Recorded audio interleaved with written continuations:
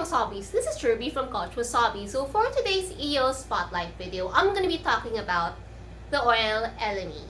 So since you guys told me that you wanted me to feature oils aside from Young Living, today I'm going to be using Casa de Lorenzo's Elemi as an example simply because they have two kinds of Elemi, and I think that's unique and I think that you'd want to learn more about that. So if this is something that you'd want to see, please keep watching.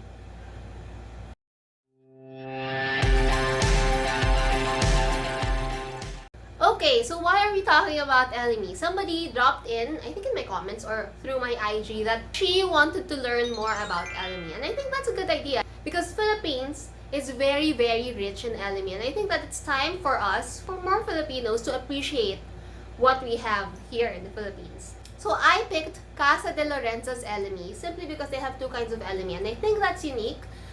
Young Living only has Canarium Luzonicum as their Elemi. And most other essential oil brands would have the same. It's Canarium Luzonicum. On the other hand, Casa de Lorenzo has another kind of Elemi essential oil, and that's Canarium Ovatum. As you can see, I'm very, very addicted to Elemi. As you may or may not know, Elemi is, I guess, a distant cousin of frankincense and myrrh. All of those oils came from the same type of source, which is from a resin. Okay, so let me just show you how an Elemi resin looks like. So it looks like this. It's really heavy. I think this is a 2 kilo Elemi resin. This is sourced from Bicol. This is given to me by one of my students. It's very, very invigorating. I really love the smell of Elemi. My student even told me that I could just leave a piece of it in my room so that the entire room would smell like Elemi. It's very relaxing. It's very spa-like. I really love sniffing on this. And this is also the same piece that I take the Elemi resins that I give away in our herbalism class. It's very, very spa-like. As in, it's so relaxing. And I can just imagine if you just leave this in your room will be filled with that invigorating spa-like scent, and it's just heaven, I swear. Okay, so the oil is extracted from this resin, and once the resin has been extracted, you will see that mas light na yung color niya. They say that the better Elemi resin has to look whiter. This is a bit yellow. Also, I think pag mas matagal na siyang na-expose sa air, mas nagiging yellow siya. I've had this for months now. You can actually keep this like covered, sealed, or whatever, and then just keep it. I just keep it in my cabinet in room temperature, and it should last you for a long, long time. I also use this to infuse oils. I use this with my sister to make soap. So Lish, my soap making partner, that's my sister. She's also the one who's teaching soap making in our studio, and she's been using this Elemi resin infused oils to make her soap. It's one of our best sellers. I'll show you the picture here. So yan yung Elemi soap niya. It's not colored, it's not scented, but it uses oils infused with Elemi, and the scent of the Elemi really seeps through the soap. So that's what's beautiful about that. In soap making, instead of using essential oils, kasi when you use essential oils, actually, at the end of that soap making process, 90% wala na yung amoy niya. Nawala na. Kasi when you make your soap, there's an exothermic reaction that eventually burns up the essential oil. So, in essence, ang kalaban ng essential oil mo is heat and sunlight. Through that process, nawawala na yung essential oil. Hindi mo na siya ma-detect with your nose, hindi mo na siya ma-amoy. So what's a good workaround with that is you use Elemi resin and infuse all the oils that you're going to be using. And when you do that, yung amoy ng Elemi, that very relaxing spa-like scent is still there, even at the end of the soap making process. Even after it's cured for 3 to 6 months, it's still there. So that's really, really amazing. Okay, so what are the benefits of your Elemi essential oil? Let me just read through the literature. And this is taken from the app that we use in Young Living. Alright? So Elemi has been used in Europe for hundreds of years in salves for skin and is celebrated in a lot of healing ointments. In fact, it is used by a 17th century physician on the battle wounds of soldiers. Elemi belongs to the same botanical family as frankincense and myrrh, just what I've mentioned earlier. the Egyptians used Elemi for embalming, and subsequent cultures, particularly in Europe, use it for skincare and reducing fine lines, wrinkles, and improving skin tone. So Elemi has been really famous worldwide as something that's being used on the perfume industry and the skincare industry. So before, nung hindi pa siya masyado kilala, Elemi was fairly really affordable here in the Philippines. Now, since Chanel made it famous that Elemi is actually a priced ingredient for their Chanel No. 5, then prices started to go up. Okay? And then it says here, and I quote, medical properties include antispasmodic, anti-inflammatory, antimicrobial, antiseptic, and anti-cancer. Now, let's put a hold on to that, okay? I don't really like it when oils claim that they are anti-cancer. I feel that instead of being an anti-cancer, parang cancer support lang siya. You can't really cure cancer, right? You can only manage it, I guess, and stop it to grow. So with regard to that, Elemi kasi, the premise behind it is, the oils that they would claim as anti-cancer is that these oils would help your body move around oxygen more efficiently. Ano ba yung kalaban ng cancer? It's oxygen. Cancer cells hate oxygenated environment. Cancer cells thrive when you feed it a lot of sugar. So if you want to be healthy, stay away from sugar. Yun talaga yung nag-feed sa cancer cells. And if you want to mitigate the growth of cancer cells, then you have to oxygenate your body, use oils that would promote oxygenation in your body, then it can help support, mitigate the growth of cancer cells. I don't really like it when people ask me about cancer, how to cure cancer with oils.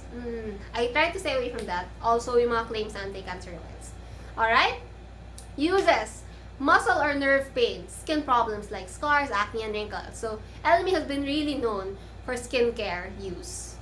And its fragrant influence is it's spicy. Its incense-like fragrance is very conducive towards meditation. So yun nga, nakaka-relax talaga yung smell niya. Even when you sniff the resin itself, it's really relaxing. It's really something that you'd want to put in your spa because you know that it's very universal, that a lot of people will find it really relaxing. And yeah, so that's it for the app. Okay, so before we talk about the difference between the two Elemis, I actually have both of them here.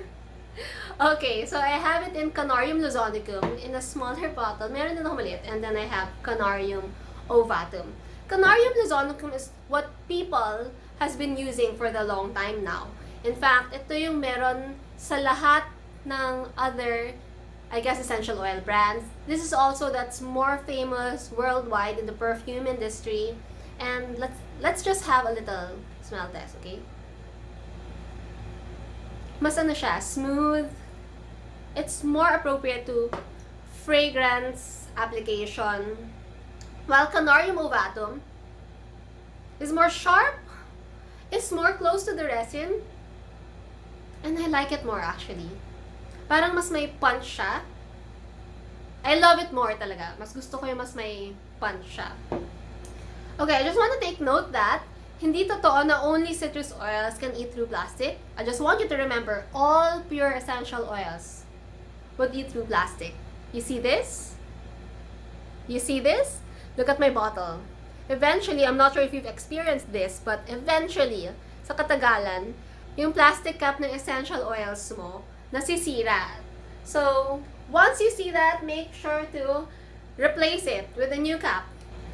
Kasi nag-evaporate yung oils and sayang.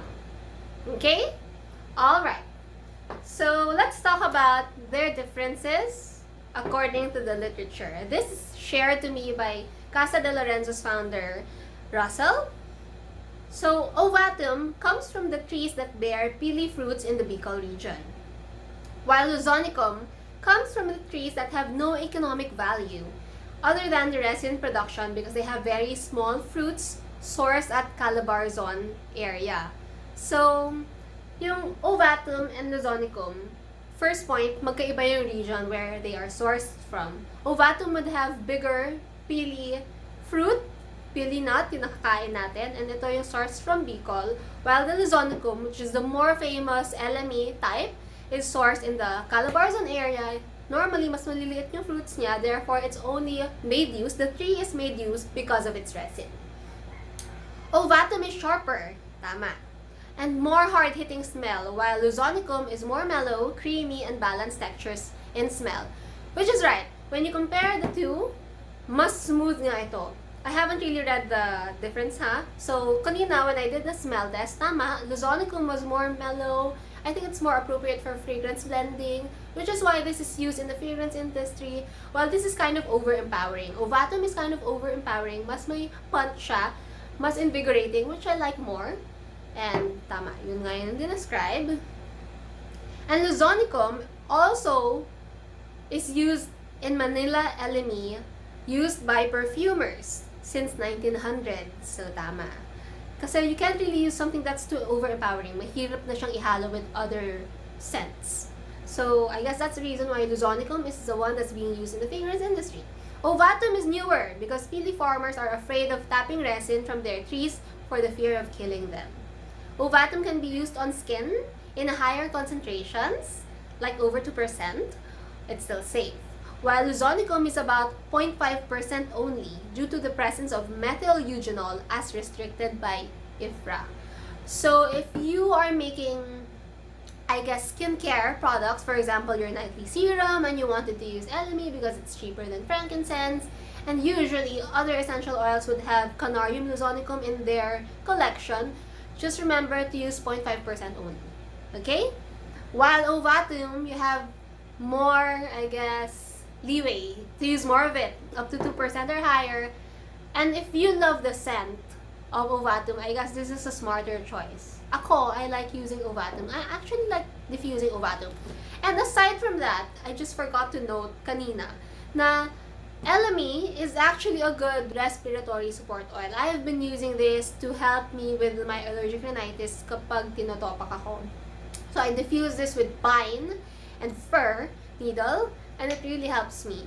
So I really love Elemi because of its, I guess, diverse use. You can use it on your skin para mawala yung sunspots. You can use it as a respiratory support. It is said to be safe for kids. So, you can use it for kids 2 and up, walang problema. And it's much, much cheaper than frankincense. So, that's what's good. That's what's good about it, right? Okay, so I guess that's all for today's Elemi. And I have a good news for everyone. Kasi with my last EO giveaway, hindi claim ng winner. Alright? So, I thought of this idea na I will be giving away something on my EO Spotlight video so that you learn and you get to enjoy and bring home oils. And na-realize ko, since yung oils hindi nakukuha ng winner, I don't know, siguro hindi nila na-monitor yung pag-announce ko, although I tell naman to everyone when I will announce it, hindi nila na-monitor or busy sila, I thought of making it like a lotto format. Pag hindi na-claim ng winner, I will still raffle it off and add something more. So, tumataas ng tumataas yung price or dumadami ng price until someone claims it.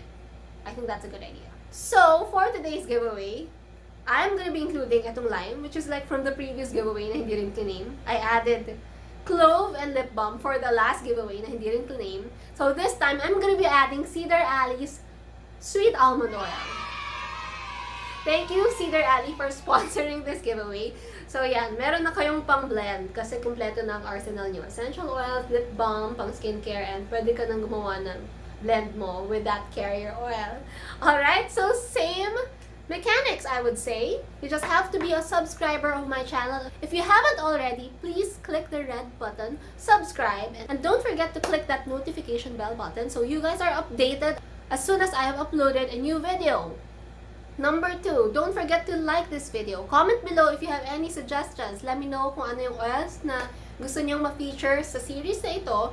Or, let me know the things that you would like me to add in the series or you would want me to talk about in the series. Actually, Elemi is one of the oils that was suggested to be featured in the series. So, I love connecting with you guys. I love getting a piece of your brain. I love to know what you want to see in my channel. I'd love that. So I also value people who are interacting to me more. Whether on Instagram or through YouTube, I will put bonus points on that. When I notice you interacting with me, I appreciate that. Ayoko lang yung dinidm ako parate. I feel that it's so intrusive. So, I like it when you comment na lang. Okay lang kung i-DM ako if it's personal. Pero, for random EO questions, please ask it through the comments so that everybody would learn from it. Okay? And then, don't forget to follow me on my Instagram. So, my Instagram is up here. Diyan ako nag-a-announce ng prizes. Okay? So, don't forget to follow that and keep your eyes peeled on that Instagram account because I announced the winners there. Actually, for the last winner, nakita ko nagpo-follow siya sa Happy Oiler.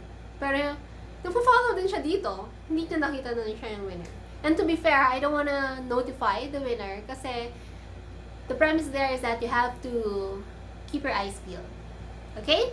And then, the date of the announcement of winner will be placed below. So, yun lang. You have to be a subscriber. You have to like this video. You can share. That's good. You can interact with me. Leave a comment below pala kung ano yung Instagram account nyo so that I can cross-check. And then, follow my Instagram. That's it. It's very easy. Okay? And I hope to see you in my next video. Don't forget to let me know all the other oils that you'd want me to feature in this series. And I hope you enjoy watching the EO Spotlight series as much as I love talking about essential oils. I'll see you in my next video. Bye!